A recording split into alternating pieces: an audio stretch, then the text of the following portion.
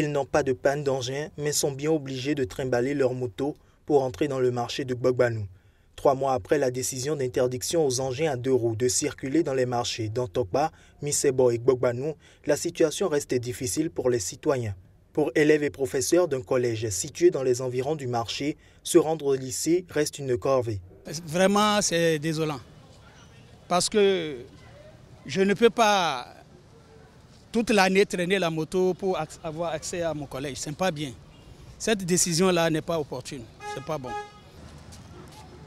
Pour cette dame infirme, il faut traverser toute la ruelle pour monter sur un taxi-moto. Moi, je marche à pied maintenant pour aller chercher Zem. Moi qui suis infirme, les Zem ont peur de rentrer avec moi pour me déposer. Même impression chez les revendeuses du marché de Dantokpa. Pour ces dames, cette décision est à la base de la crise qui secoue leurs activités.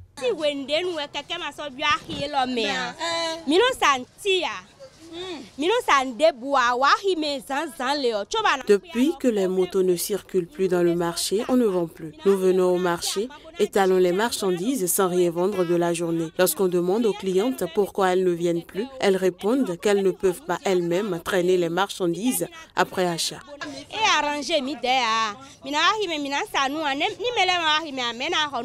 Tout contrevenant aux prescriptions est sanctionné d'une amende de 10 000 francs CFA par infraction et plus de 5 000 francs de fourrière pour les motos. Ces mesures de l'autorité préfectorale qui portent les germes du désengorgement des marchés sont un préalable nécessaire pour la sécurisation des marchés de la ville phare du Bénin. Les citoyens estiment que cela ne sert à rien puisque Malfra peut bien opérer sans moto.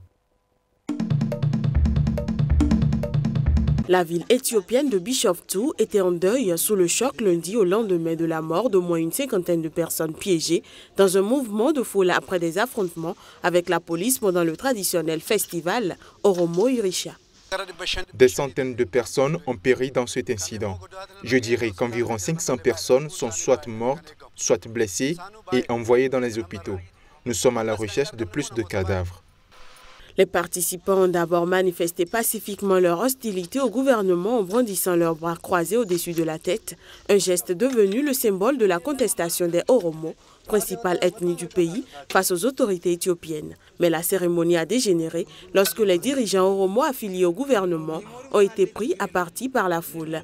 La police a répliqué à coups de bâton et en utilisant des gaz lacrymogènes, ce qui a déclenché un mouvement de panique parmi les manifestants. Plusieurs personnes sont tombées les unes sur les autres dans un fossé profond d'environ 5 mètres et sont mortes étouffées. Beaucoup de personnes sont en colère après ce qui est arrivé.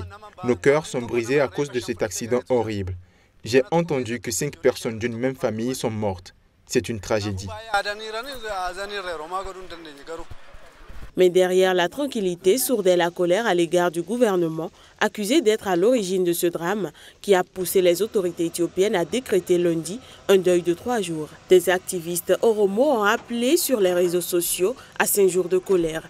Ce drame est le dernier épisode d'une série de manifestations remettant en cause le fonctionnement du fédéralisme ethnique, un modèle censé accorder une représentation et la possibilité de s'auto-administrer à la multitude d'ethnies qui composent l'Éthiopie.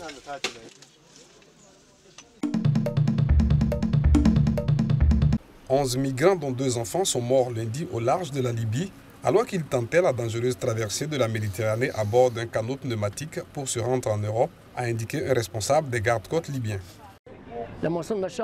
Quand nous sommes arrivés sur la plage, nous avons trouvé 9 femmes et 2 enfants morts dans le bateau pneumatique. Au total, il y avait 170 personnes dans le bateau pneumatique, toutes de nationalités différentes. Selon le responsable des gardes-côtes, 151 personnes à bord de l'embarcation ont été transférées vers un centre d'hébergement de la région.